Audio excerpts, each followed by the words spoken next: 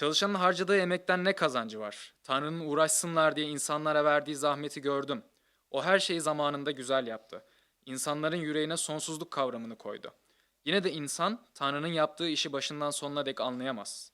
İnsan için yaşam boyunca mutlu olmaktan, iyi yaşamaktan daha iyi bir şey olmadığını biliyorum. Her insanın yiyip içmesi, yaptığı her işle doyuma ulaşması bir Tanrı armağanıdır. Tanrı'nın yaptığı her şeyin sonsuza dek süreceğini biliyorum. Ona ne bir şey eklenebilir ne de ondan bir şey çıkarılabilir. Tanrı, insanların kendisine saygı duymaları için bunu yapıyor. Şimdi ne oluyorsa geçmişte de oldu, ne olacaksa daha önce de olmuştur. Tanrı, geçmiş olayların hesabını soruyor. Güneşin altında bir şey daha gördüm. Adaletin ve doğruluğun yerini kötülük almış. İçimden Tanrı doğruyu da kötüyü de yargılayacaktır dedim. Çünkü her olayın, her eylemin zamanını belirledi. İnsanlara gelince Tanrı hayvan olduklarını görsünler diye insanları sınıyor diye düşündüm. Çünkü insanların başına gelen hayvanların da başına geliyor. Aynı sonu paylaşıyorlar. Biri nasıl ölüyorsa öbürü de öyle ölüyor. Hepsi aynı soluğu taşıyor. İnsanın hayvandan üstünlüğü yoktur. Çünkü her şey boş. İkisi de aynı yere gidiyor. Topraktan gelmiş, toprağa dönüyor. Kim biliyor insan ruhunun yukarıya çıktığını, hayvan ruhunun aşağıya, yer altına indiğini. Sonuçta insanın yaptığı işten zevk almasından daha iyi bir şey olmadığını gördüm. Çünkü onun payına düşen budur. Kendisinden sonra olacakları görmesi için kim onu geri getirebilir? Güneşin altında yapılan baskılara bir daha baktım. Ezilenlerin gözyaşlarını gördüm. Avutanları yok. Güç ezenlerden yana, avutanları yok. Çoktan ölmüş ölüleri. Hala sağ olan yaşayanlardan daha mutlu gördüm. Ama henüz doğmamış. Güneşin altında yapılan kötülükleri görmemiş olan ikisinden de mutludur. Teşekkürler. It's great to be with you here this morning. I'm Sizinle beraber burada olmak büyük bir mutluluk. very excited to be here Çok heyecanlıyım. and worship God together. Sizinle beraber Rabbe övmek, yüceltmek beni mutlu ediyor. And it's a blessing to be here with my friend that we've seen and see how God has worked in his life and in your life. Ve benim over arkadaşımla these burada years. olmak ve Rab onun hayatında ve sizin hayatınızda nasıl etkin olduğunu görmek güzel. So we're in the book of Kohelet, the book of Ecclesiastes. Şu an Vaiz kitabındayız. Vaiz kitabının İbranice'deki adı Kohelet. And Kohelet starts in a way which can either go for a very old wise man or a 3-year-old. Ve Kohelet'in başlangıcı yani ya çok bilgin bir adamın sözlerinden kaynaklı olabilir veyahut 3 yaştaki bir çocuğun sözlerine bağırık olabilir. So the commentators will tell you Kohelet means philosopher, means teacher. Okuduğunuzda yorum bilimciler size söyleyecek ki Kohelet'in anlamı ya bir filozof veyahut bir hoca. But they obviously haven't raised a 3-year-old in today's world. Ama çok net bir şekilde 3 yaştaki birisini bu dünyada büyütmeyen birisi. So raising my kids, Kendi çocuklarımı büyüttüğümde I've learned that kids like to ask why. ve öğrendiğim bir şey varsa çocukların neden sorusunu çok sevdiğini öğrendim. Now, because, I'm a postmodern parent, Postmodern çağda tabii ebeveynlik biraz farklı and I've seen a lot of postmodern parents. ve etrafımda birçok postmodern ebeveynler görüyorum. So I thought in the beginning I need to answer those whys with a reason for everything. Ve benim çocuklarım bu neden sorularını bana sorduğunda ben zannettim ki tamam hepsine bir cevap bulmam lazım. But there was sometime I had to learn something that shocked a lot of people around me. Ama birçok defa etrafımdaki birçok insanı şok edici bir şey fark ettim. And it was telling my kids because I said so. Ve cevap şu, çocuklarıma bazen neden sorusuna çünkü ben öyle dedim cevabını vermek zorundayım. Now I don't want to get into a parenting debate here. Ebeveynlik ve doğru yanlış çocuk büyütme felsefesine girmek istemiyorum. So take this as a joke. Bu sadece bir şaka olarak anımsayın. If you don't agree with me, Benimle hemfikir değilseniz you either don't have kids o zaman ya çocuk yapmayın or your kids are really spoiled. veyahut sizin çocuklarınız çok... That was a joke. Bu bir şakaydı. Don't take it. But in the end, what really I found out Ama en sonuçta keşfettiğim şey there is no way my 3-year-old will ever understand why he needs to stop eating cookies. Benim 3 yaşındaki çocuğum kesinlikle hiçbir şekilde neden bisküvi yemeyi durdurmasının gerektiğini anlayamayacaktır. Or why we can't stop and get a snack every single time we go home from school. Veyahut okuldan eve geldiğimizde abur cubur yemek neden doğru olmadığını. To get the same snack we have at home in bulk. Ve yola eve giderken dükkana uğrayıp işte tatlı almak ama aynı tatlı evde var ve bunun neden olmadığını, mantıksız olduğunu açıklamak çok zor. Or why it's not wise to keep eating the cheese that you're eating after you've eaten so many cheese. Veyahut birçok peynir yedikten sonra neden bu peynire devam etmemek iyi bir şeydir. And so the answer, which works really well, and I've seen it in my older kid, it's really defined him a lot. Ve benim için çok olumlu bir gidişat gösteren cevap ve büyük oğlumda bunu çok net gördüm. Now just to close out that parenting debate here, Bu konuyu kapatmak için. so I'm not leaving you shaking, Sizi especially those of titreyerek you who don't bırakmak have istemiyorum. kids. Yes, it is good to explain things often, Tabii ki birçok şeyi açıklamak ve sık sık açıklamak önemlidir. but it's also good to define in a child's life that there are some things he's just going to have to accept the answer. Ama aynı zamanda da çocuğa şunu ifade etmek, bazı şeylerin cevabını anlamasan da kabul etmen lazım. So back to Kohelet. Vaiz kitabına geri dönelim. So Kohelet asks these questions Kohelet kitabında birçok ciddi sorular soruluyor. that seemingly really don't have an answer. Ve hiçbirisine sanki cevap vermiyor veya cevabı yok. He's digging deep into the meaning of life. Hayatın anlamı konusunda birçok derin sorular soruyor. What is life's meaning? Hayatın anlamı nedir? And unlike a 3-year-old, Ve 3 yaşında çocuk gibi ona ondan ayrı bir şekilde he's not trying to get things from these questions. ve cevap bile istemiyor aslında. I messed him up. I had a whole script for him, and I'm going ad lib here. So be with him. He's doing great. Metin var mı diye konuşmuştuk evvelden ve evet başaracağız. So, but he's asking these questions. He's not trying to get better stuff in life. Ve bu soruları sorarak yani illaki daha iyi şeyleri keşfetmek için sormuyor. In fact, it is assumed that Kohelet is King Solomon. Ve birçok kişi bu yazar, vaiz Süleyman'ın olduğunu iddia ediyor. And we can see from hymns he writes in the text, Ve onun yazdıklarından bile görebiliyoruz ki he has all that life can give to you in a material sense. Süleyman maddi anlamda her şeye sahipti. Hayatın sana verebilecek her mutluluğa sahipti. As my 7-year-old was said, he's one of the richest people in the world. Benim 7 yaşındaki söylediği gibi dünyanın en zengin adamı. Always debating who's the richest. Ve devamlı konuşuyor. Dünyanın en zengin adamı acaba So kim? he has all of that, Süleyman'ın hepsine ait. and he still lacks. Ve hala içinde bir boşluk, bir eksiklik hissediyor He Süleyman. lacks meaning. Hayatın anlamını bulamıyor. In fact, he will go down the darkest alley of his mind Ve aslında en karamsal fikirlerin peşinde koşuyor bu soruları sorarak. to find what goodness does life have to offer. Ve şunu bulmak istiyor. Hayatın verdiği anlam nedir? Güzellik nedir? Because the goodness, which he admits is good, Ve hayatın iyiliğini ve bunu biliyor. Hayatın bir iyiliği var. has left him unsatisfied. Onu hala mutsuz bırakmış durumda. And throughout Kohelet, he will talk about et zot, a time as this. Ve bütün Vaiz kitabı boyunca devamlı tekrarlayacağı şey mevsim. İbranice'de edzot. There's so many seasons in life for different things. Hayat boyunca birçok farklı şeylerin mevsimleri var. But they don't last forever. Ve ama bu mevsimler kalıcı değil.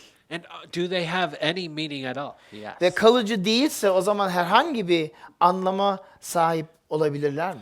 Kohelet is such an important book in the Bible. Vaiz kitabı, bütün kutsal kitabın o kadar önemli bir kitabı ki And it's so deep ve o kadar derin ki that many Christians never read it. birçok Hristiyan hiç okumuyor.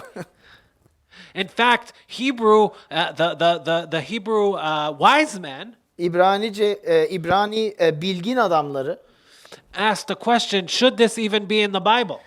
Zamanında sordular, bu kitabı dahil edelim mi? Because it doesn't encourage good works. Çünkü iyi işleri teşvik etmiyor. And you can see how religious people like that concept. Ve görüyorsunuz ki dindar kişiler bu konsepti çok hayran kalıyor.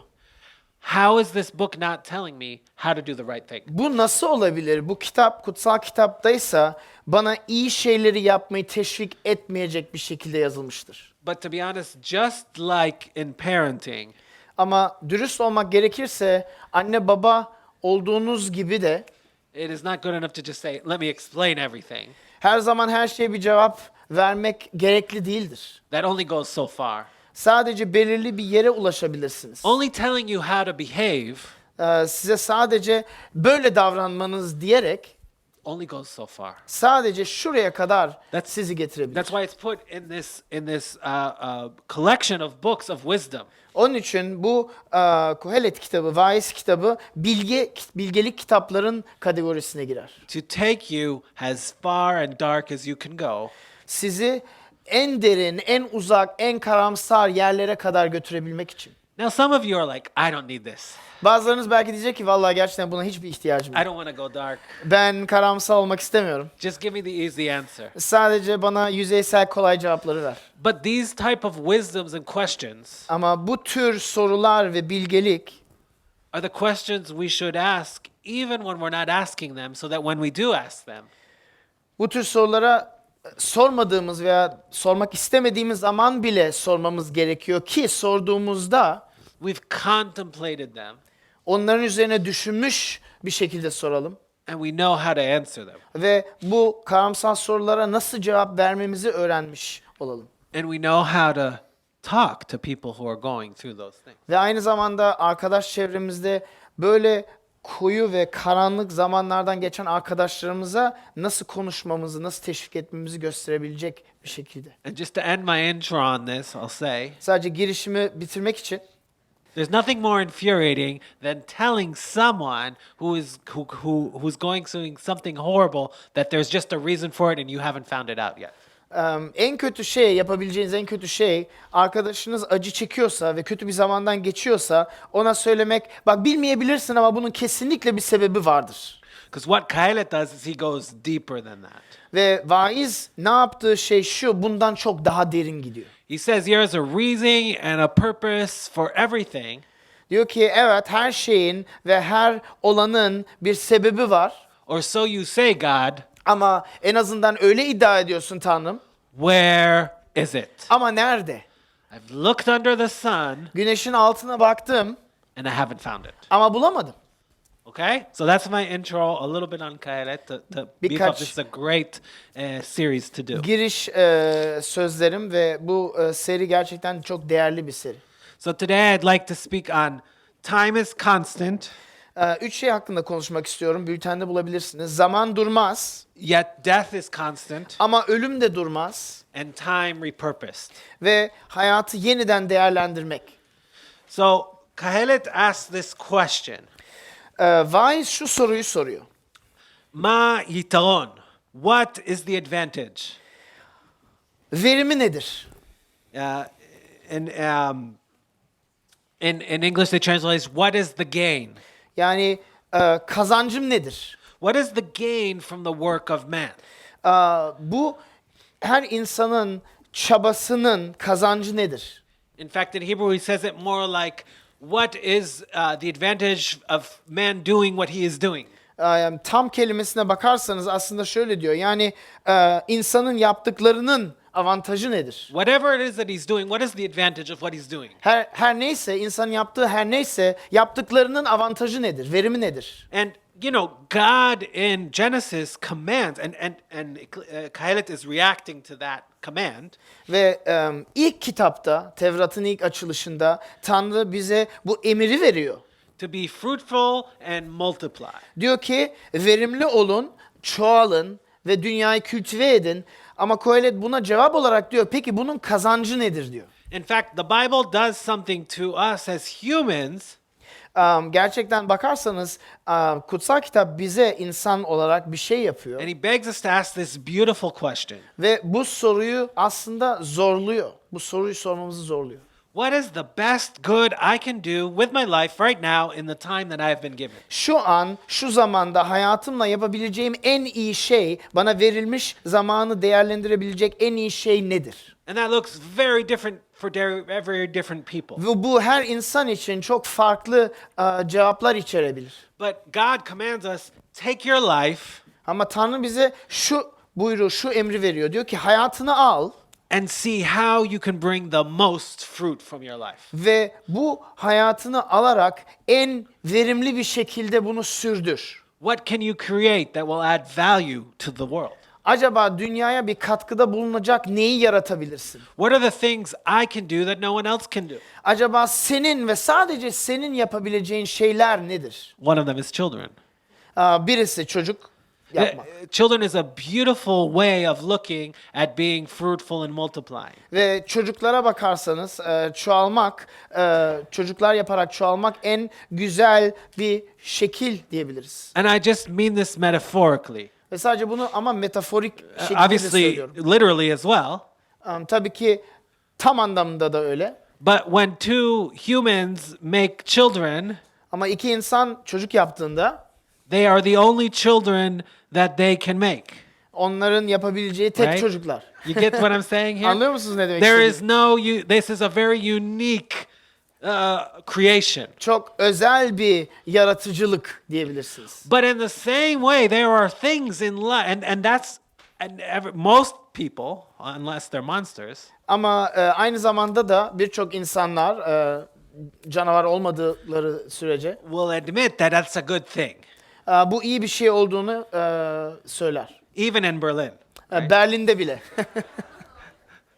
And so, but in the same way, Ama aynı zamanda there are things that you can add to this earth aynı zamanda bu dünyaya ekleyebileceğiniz şeyler var. that are uniquely yours. Bunların da sadece sizlerin ekleyebileceğiniz şeyler. How big, how small they are Ne kadar büyük, ne kadar küçük fark etmez. is just a definition of our own definition O birçok defa sadece kendi belirlememize of what we define greatness. bazen kendi kafamıza göre büyük olan şeyi nasıl belirliyoruz. But there are so many things that you uniquely can do that only you can do. Ama dikkat edip düşünürseniz birçok şeyi sadece ve sadece siz yapıp dünyaya bir katkıda bulunabilirsiniz. And a group of people can gather together and do something that only that group of people can do. Ve bir insan grubu bir araya gelip bazen birçok şey yapabilir ve sadece o grup bu şeyleri elde As I edebilir. was walking in the lobby, I could see the different classic vinyl albums out there. Ve sinemaya girdiğimde orada bütün klasik plakları gördüm. Now, only if the Beatles came together to make those songs, Sadece Beatles'lar beraber geldiğinde bu şarkıları yazdıklarında I've heard the solo albums. ben onların bireysel yaptığı müziği de dinledim. They're okay. Tamam, fena değil. Yeah, they're good music. Tamam, iyi müzik. But no one would listen to them unless they had made the Beatles. Ama onlara hiç kimse kulak asmazdı. Beatles olarak tanınmış olmasaydılar. Because only that unique group of people could make that unique beauty. Çünkü sadece bu özel 4 kişi bir araya geldiğinde onlar bu özel müziği yaratabildiler. In the same way, this church Aynı şekilde bu kilise is a unique group of people çok özel bir insan grubu. called to do unique, beautiful things in this time, Çok- in this city. Rab tarafından bu şehirde özel şeyler yapmaya ve katkıda bulunmaya çağrılmış bir grup. That only you can do. Ve bunu sadece siz yapabilirsiniz. And that's the value that you can add. Ve the beauty that you böylece can add. dünyaya değer katabiliriz. And those are the things that you see that no one else sees. Ve bu şeyleri sadece belki siz görüyorsunuz ve sizden başka kimse görmüyor. You know, often as churches and as bodies of believers, Birçok defa kilise olarak veyahut imanlı olarak we spend a lot of time being frustrated that other people don't see what we see. birçok defa sadece zamanımızı şöyle geçiriyoruz. Bizim gördüğümüz şeyleri insanlar görmüyor. Why aren't people more like me? Neden insanlar daha fazla benim gibi değil? Why aren't people more like my church? Neden insanlar daha fazla benim kilisem gibi Why değil? don't people aren't more accepting like we are? Neden insanlar bizim gibi kabul edici, dahil edici değil? But maybe God is making you uniquely you so that you can do what you can uniquely do without Ama regards to other people. Belki sadece etrafınıza bakıp eleştirmektense Rab size bu özel armağanı verdi ki bu özel armağanı etrafınızdaki insanlara katın diye. And that's the beauty of what you can do and Ve what you bu can get. yapabileceğimiz imkanların güzelliği. And so God has given us a time on earth Ve öylece Tanrı bize bu hayatta belirli bir zaman verdi. to do all this. Bütün bunları yapabileceğimiz bir zaman verdi. And Kayet says that sometimes this is enjoyable. Ve Vaiz kitabı diyor ki bazen bu gerçekten mutlu edici. Sometimes we can taste that fruit and enjoy it. Ve bazen bu verimli zamanları yaşayıp tadabiliyoruz. Thankfully, Kayet is only part of the Bible. Çok şükür Vaiz kitabı sadece kutsal kitabın bir parçası. So I'm going to go out a limb here and argue with Kayet and say most of the time we can taste it and see it. Ve bence biraz Kohelet'in dışına çıkıp diyeceğim ki aslında çok zamanda bunu görüp tadabiliriz. And if you're in Kayet, it seems like all the time you can't taste and see it. Çünkü sadece Vaiz kitabında kalırsanız sanki böyle bir gerçek var. Hiçbir zaman veyahut çok az zamanlarda tadına If bakabiliyorsunuz. you're in a Kayet season of your life, you see all the good things and you say it's not doing anything. Ve Vaiz gibi karamsal bir mevsimden geçiyorsanız belki siz de diyorsunuz ki hayat çok kötü, hiçbir zaman güzellik tadamıyorum. But even Kahelet in his darkest moments Ama Vaiz bile en karamsal düşüncelerinde bile admits the goodness of it. itiraf ediyor ki her şey iyi. He recognizes it. Ve bunu ifade ediyor. He sees it. Bunu kendi gözleriyle görüyor. And he's like, okay, I get God what you're commanding us to do. Ve aslında diyor ki tamam Tanrım, tamam Allah'ım senin ne yapmak istediğini ve bizim ne yapmak istediğimizi anlıyorum. Your mandate, I'm focusing on what I need to do. Bana teşvik ettiğin şey buna odaklan. Time is God's gift to us so that we can multiply and bring forth beauty and fullness. Zaman durmaz ve zaman Allah'ın bize bir armağanıdır ki bilge kullandığımız takdirde etrafımızda güzel şeyler, güzel meyveler görebilelim ve etrafımızı iyi bir şekilde etkileyelim diye. Okay, thank you very much. I was really burned, but I'm going to go back home. Tamam, iyi günler. Şimdi eve gidiyorum ve bitti.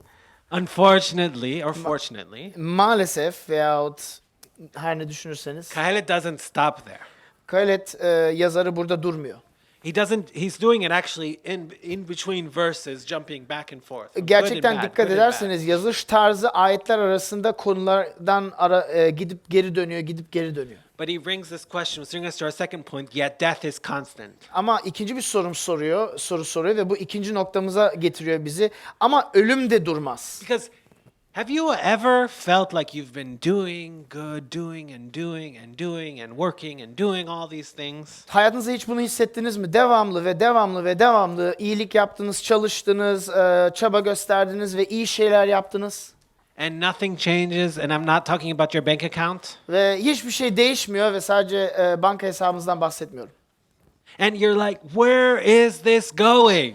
Ve siz diyorsunuz ya bu artık ne kadar sürecek? Is there that thing that you were saying, there's this thing, I don't know what that thing is, but there's this thing that I'm working for that one day I will have. Acaba bir gün şu çalıştığım veya elde ettiğim şeyi elde edebilecek miyim? Ne olduğunu bilmiyorum ama ona doğru gidiyorum. Acaba bu şey var mı ve bir gün elde edebilecek miyim?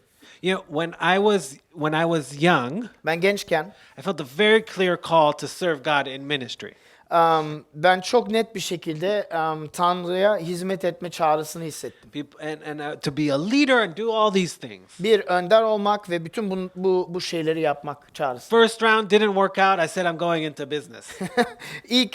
İlk çabalarım verimli olmadı ve dedim tamam yeter ben normal bir işe başlıyorum. And then God has his ways of bringing you back.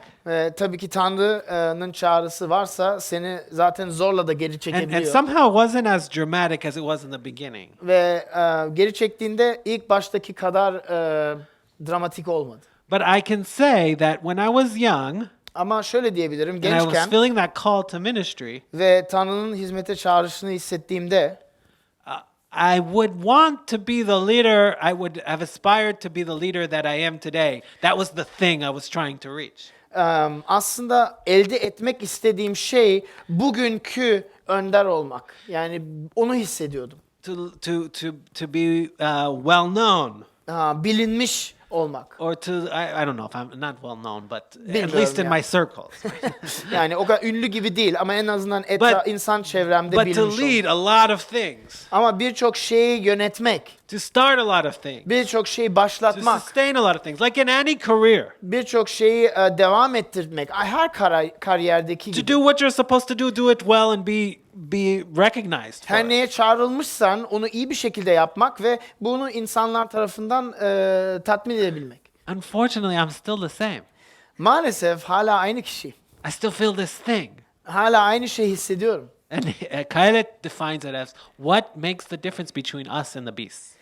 Ve Kalet veya Vaiz kitabı şöyle soruyor veya şöyle diyor. Bizim aramızda ve canavar arasındaki fark nedir? Can we truly enjoy something if we do not know what happens to it when we leave? Gerçekten bir şeyin tadını çıkarabilir miyiz?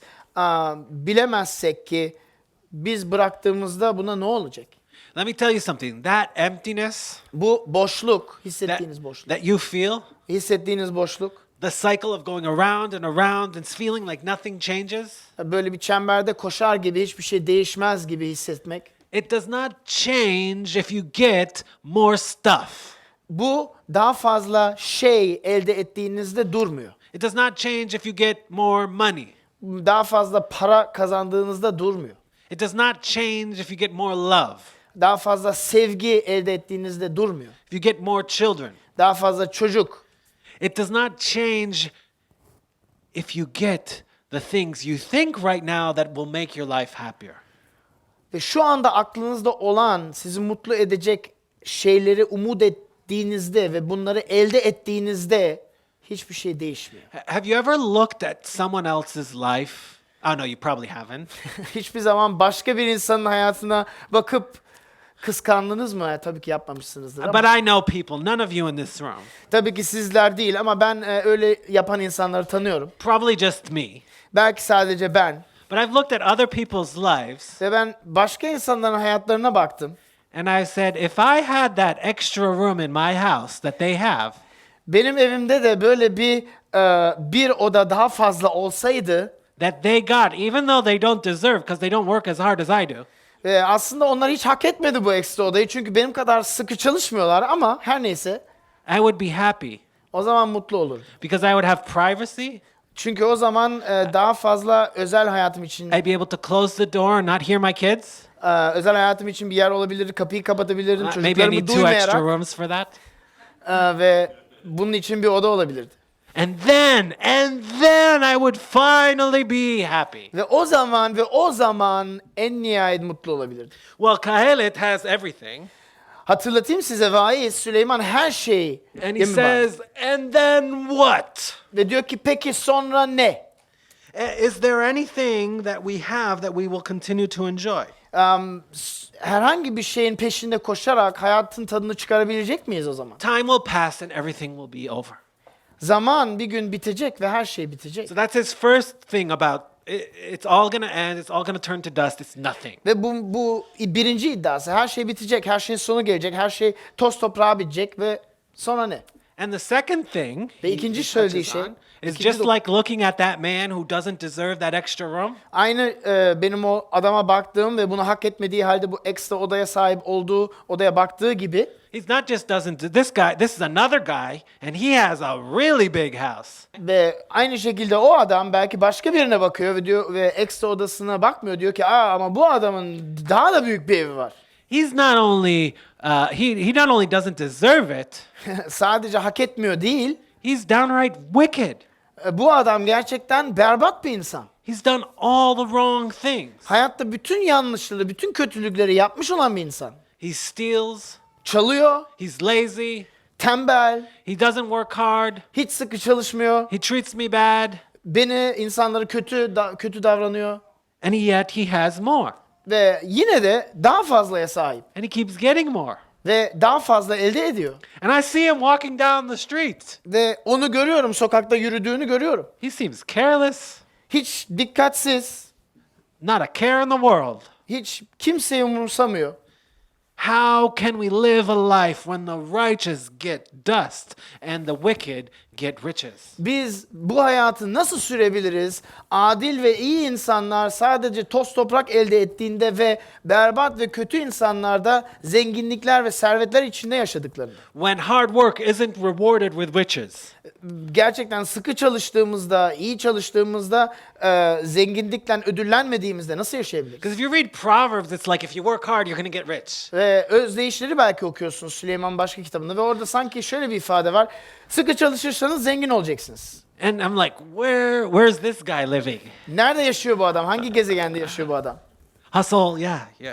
Just do it. You'll make money. Sadece çalış, zengin olacaksın, para kazanacaksın.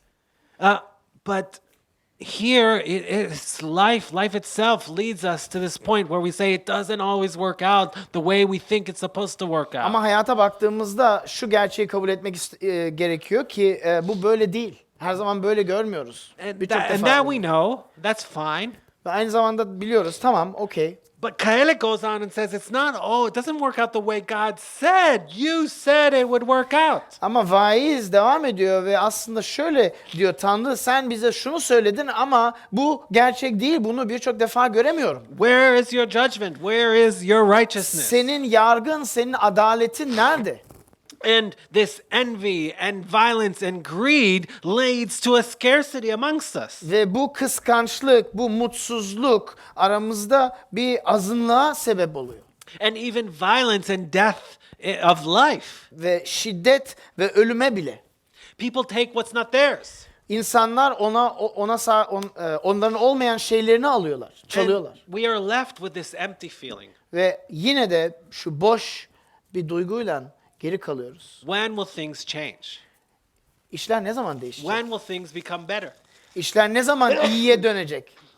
Bless you. I know we think about that in Israel all the time. Biz İsrail'de bunun hakkında devamlı düşünüyoruz. Will things ever be different? İşler hiç daha iyi olacak mı? I'm sure you never think about that in Turkey. Siz muhtemelen hiç öyle düşünmüyorsunuz Türkiye'de. Okay, that's all. Moving on. Devam edelim. Are we, though, any better? Ama şu soruyu sormak lazım. Biz peki daha iyi miyiz? It's not these same questions we are at looking at other people.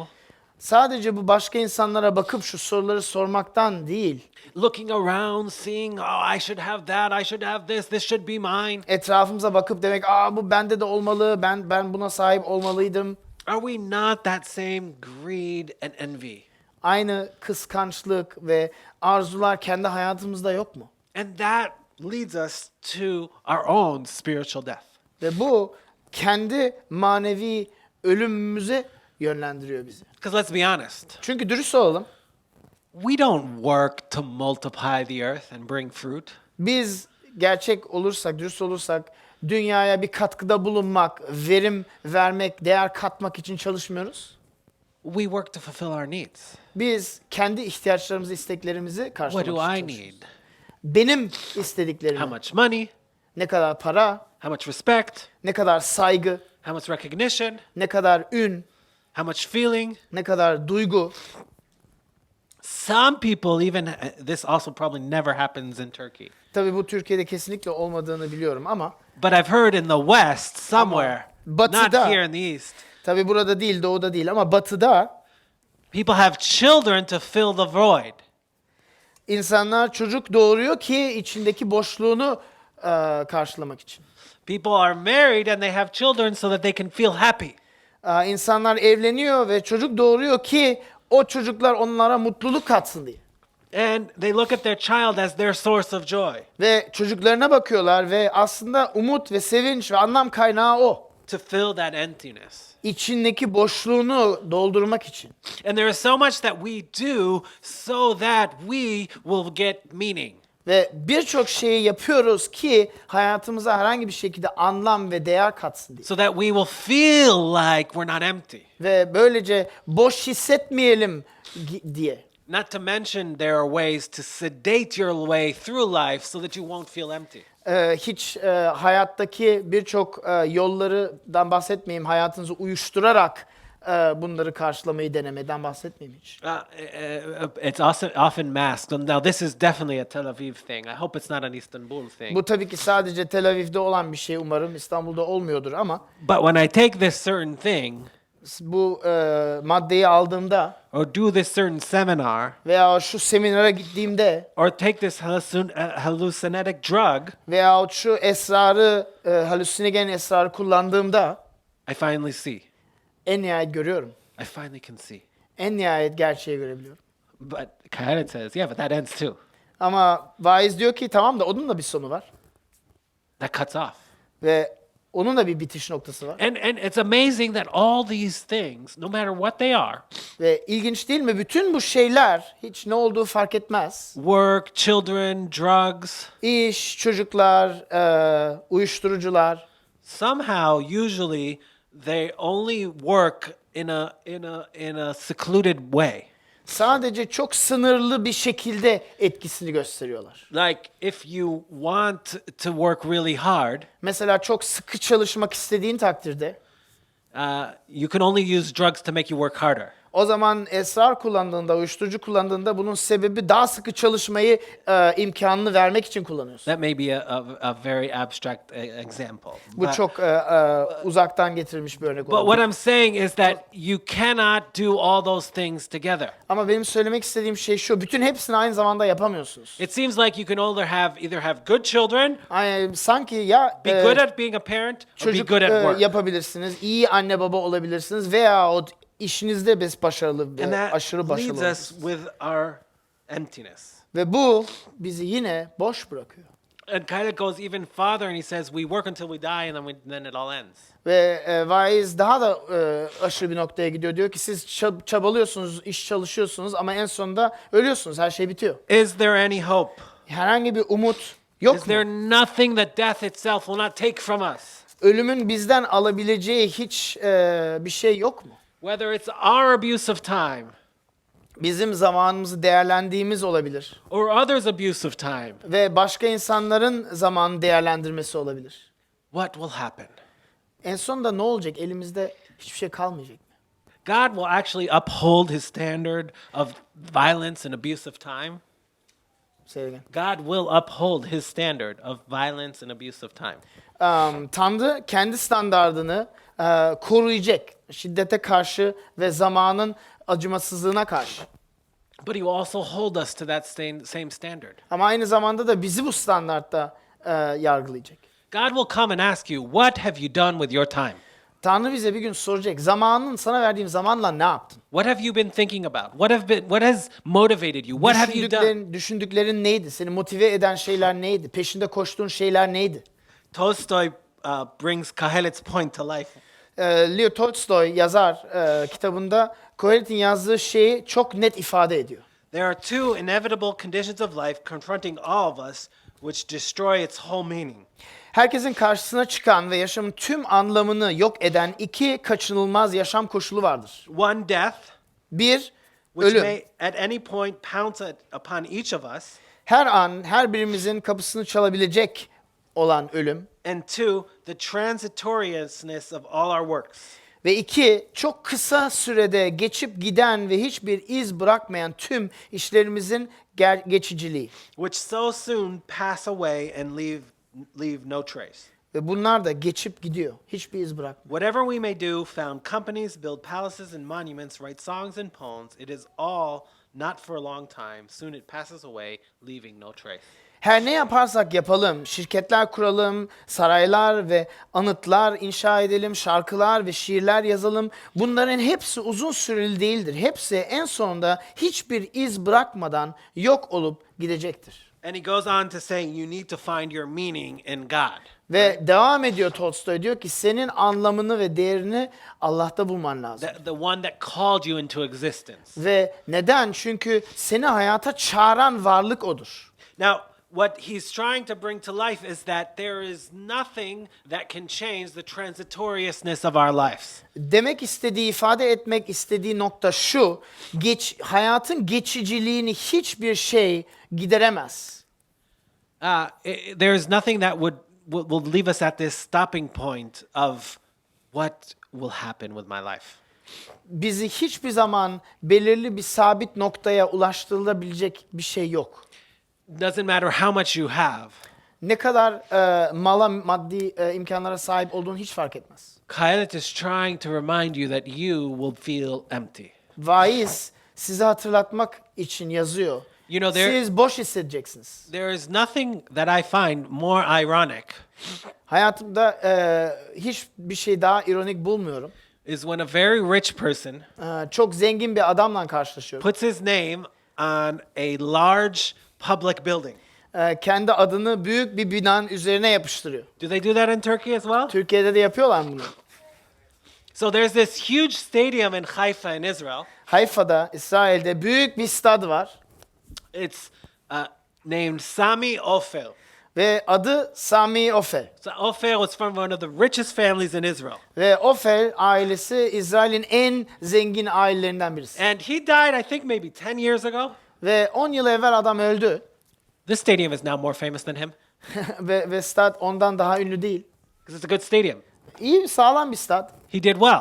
İyi yaptı, inşaat iyi. And the stadium is now greater than he ever was. Ve stad aslında ölmüş giden adamdan çok daha meşhur. The Champions League was played there, Süper Lig orada oynanıldı. right? So, like, yeah, you know, all your life you're gone. He's passed. Adam gitti. Bütün hayat boyunca çabaladı, çalıştı ama adam gitti. And he gave so much of his money Ve paranın o kadar büyük bir parçasını so that his name would live on.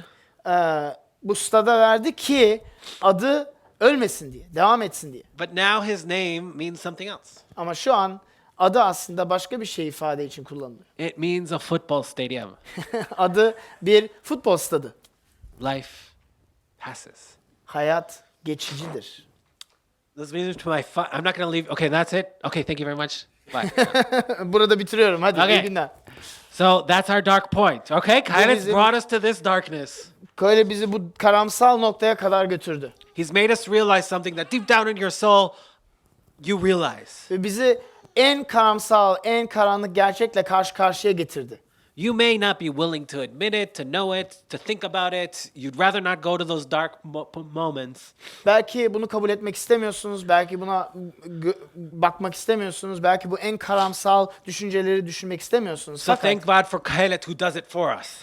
teşekkürler Vaiz, çünkü sen bizim yerimize bunları yapıyorsun. But there are also those who are in this room even today Ama bazılarınız ve belki bu odadasınız who might be saying, "Oh, I've gone there many times.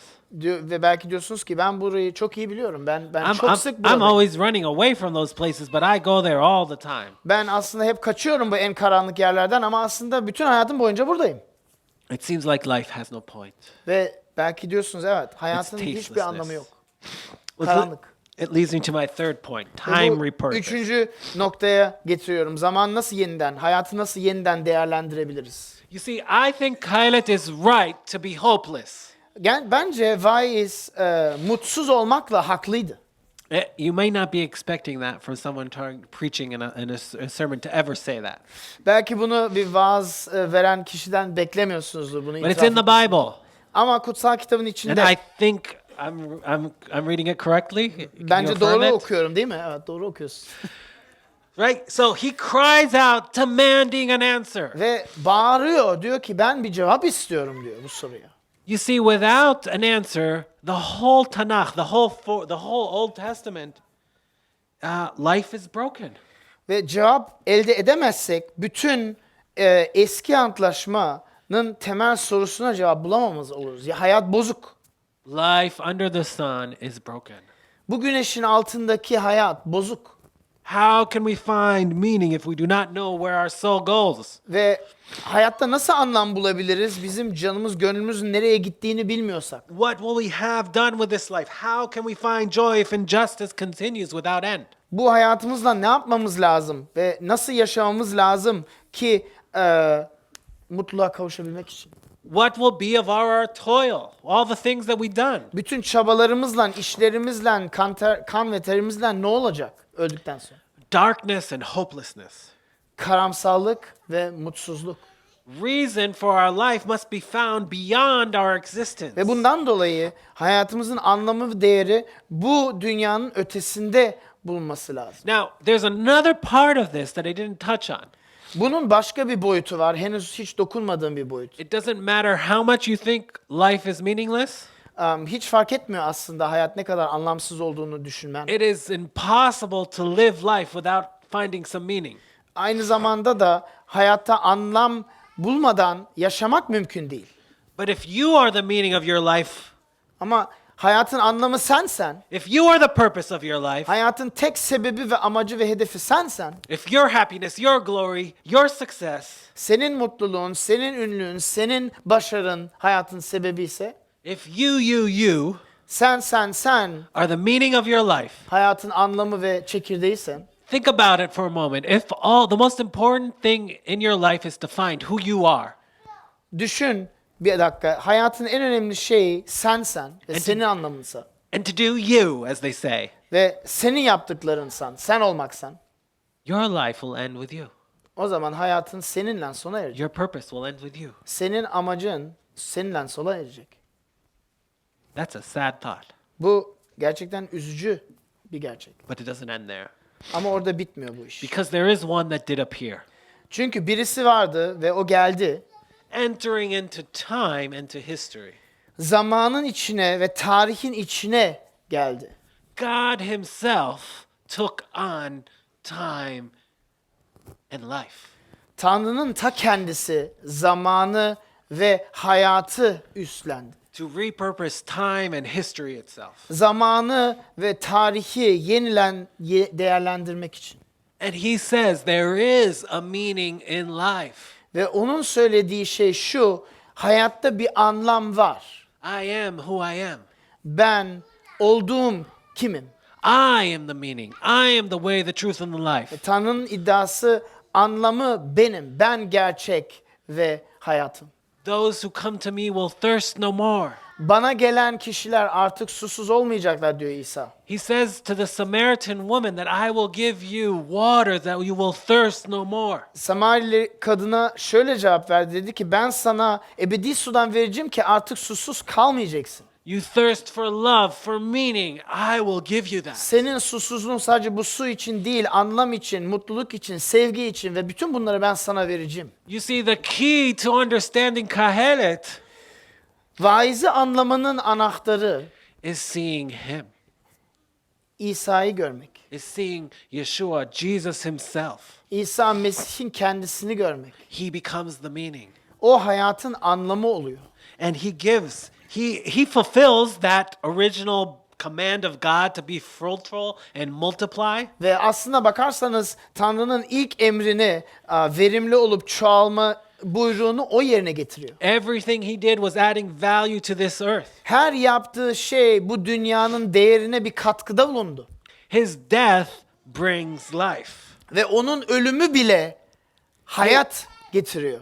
His blood, his seed was scattered, fulfilling that cultural mandate and Onun bringing kanı dökülmesine rağmen onun kanı tohum olarak yaşam meydana çıkarttı. and giving us all the glory of him Ve bize onun yüceliğini, onun görkemini verdi. and giving us that meaning. Ve hayatta onun anlamını verdi. He reconciles between God and man, Ve o Tanrı ve insan arasında bir arabuluculuğu oluyor. so then we no longer have to look under the sun.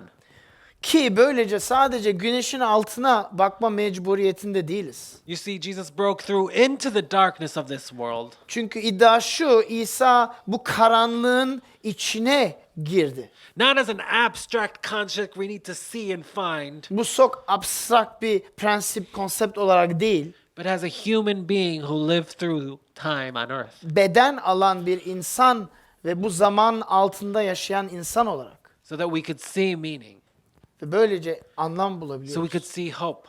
Ve böylece umut bulabiliyoruz. But not only that, history Sadece bu değil. Tarihe bakarsanız, will not end with a cycle of violence. tarih sadece şiddet döngüsünden bitmeyecek. You see, Jesus subjected himself to the same cycle of injustice, of greed, of power struggles that we see in our world. Çünkü bakarsanız etrafınızda gördüğün şiddet döngüsü, adaletsizlik döngüsü, bunun içine İsa kendini teslim etti. And for a moment in his life, it seemed like Kahelet is happening. Ve bir an sanki vaizin söyledikleri gerçekti gibi gözüküyordu. The person who did everything right, his life ends in death. Her şeyi doğru yapan, her şeyi dürüst yapan, tek bir günah işlemeyen bile insanın hayatı biter gibiydi. But on the third day, he rose from the dead. Ama çarmıhtan 3. gün sonra ölümden dirildi. Repurposing your time, your history. Sizin hayatınızı ve sizin tarihinizi yeniden değerlendirmek için.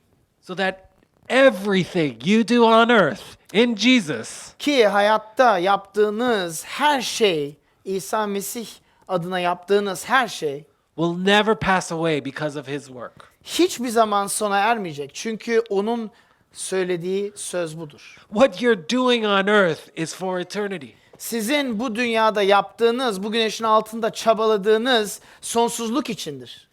Nothing will take it away. Ve hiçbir şey buna dokunamayacak. What a beauty our life becomes.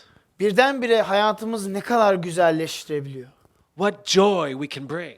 Ne kadar büyük bir mutluluk çevremize saçabiliyoruz. What taste life begins. Hayatın tadı birdenbire ne güzel olabiliyor. Even practically the things that we enjoy on earth, Pratik bir şekilde bile hayatta tadını çıkardığımız, sevdiğimiz şeyler bile we enjoy with an expectation of greater things.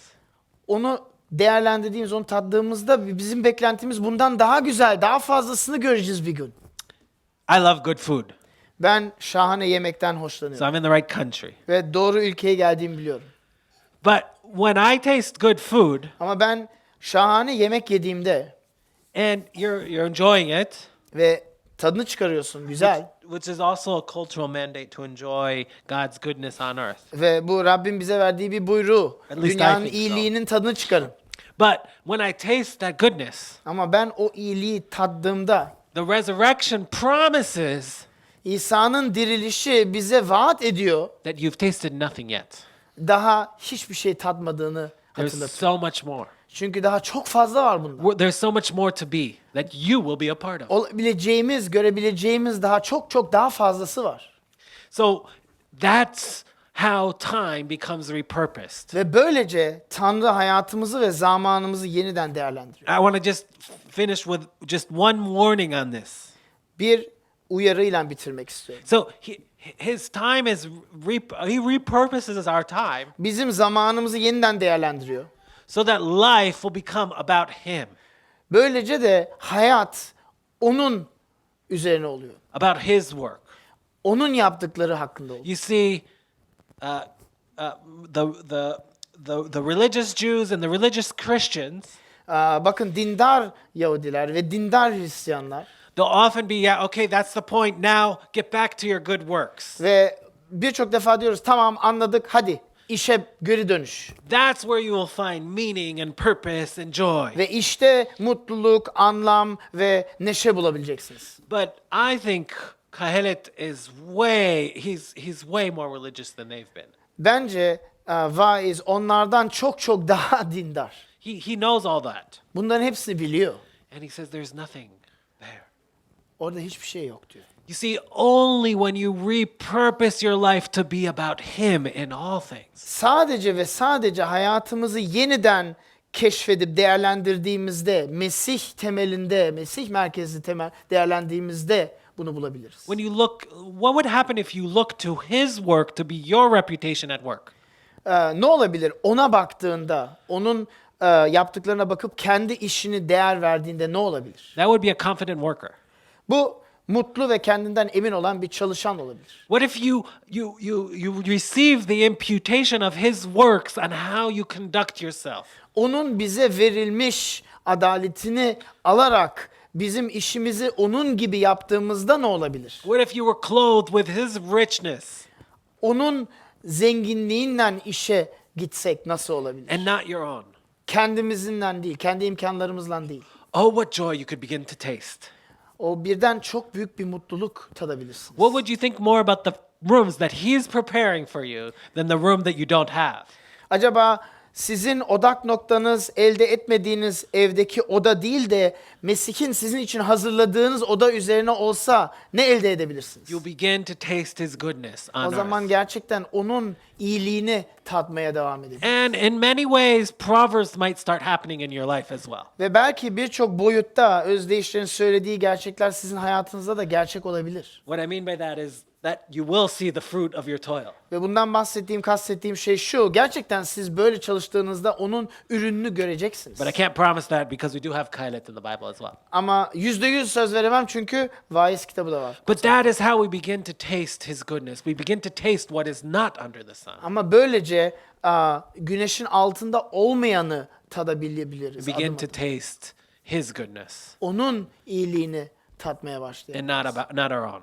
Ve sadece kendimizinkini değil. So to end, I'll just remind us, time is constant. God's given us a command to do our best with it. Bitirerek şöyle demek istiyorum, hatırlatıyorum. Zaman durmaz ve Tanrı bize bir buyruk verdi. Zamanı iyi değerlendirin. There is nothing that death will not take away. Ama aynı zamanda da hatırlayın, ölüm de durmaz ve onun alamayacağı hiçbir şey yok. Thirdly, but death wears your sting. Ama Mesih'in söylediği gibi ölüm, dikenin nerede? There is nothing that can take away the love of God in your life Ölüm bile İsa Mesih'in sevgisi, Tanrı'nın sevgisini elinizden alamaz. because it is given to you freely by Jesus on the cross. Çünkü çarmıhta bu sevgi size özgür bir şekilde armağan edilmiştir. Let us pray. Dua edelim. Heavenly Father, Göklerdeki babamız, so many in this world have gone down the dark alleys of hopelessness. bu dünyada o kadar fazla sayıda insan o karamsal yoldan yürüyor. So many, even in this room, at moments have lost hope. Belki birçok anda bu odada oturan ve bulunan insanlar bile umudunu yitirmiş durumda. And we would just ask that this morning your gospel would break through what is under the sun. Ve bizim ricamız bu sabah senin müjden, senin gücün bu dünyaya girip güneşin altını yeniyor. That it would break through into our lives and become so real. Ve bu gücün hayatımıza gelip gerçek olmasına dua ediyoruz. And that we'd be able to repurpose our time and our life on earth. Ve böylece hayatımızı ve zamanımızı yeniden değerlendirme imkana sahip olmamızı için dua ediyoruz. Not to our own glory, but to your glory. Kendimiz için değil Rab, senin yüceliğin için. And that we'd be reminded that your glory lasts forever in our lives. Ve hatırlayalım ki senin yüceliğin, senin görkemin bitmez bir görkem. In the name of Yeshua, in the name of Jesus, amen. İsa Mesih'in adına amin.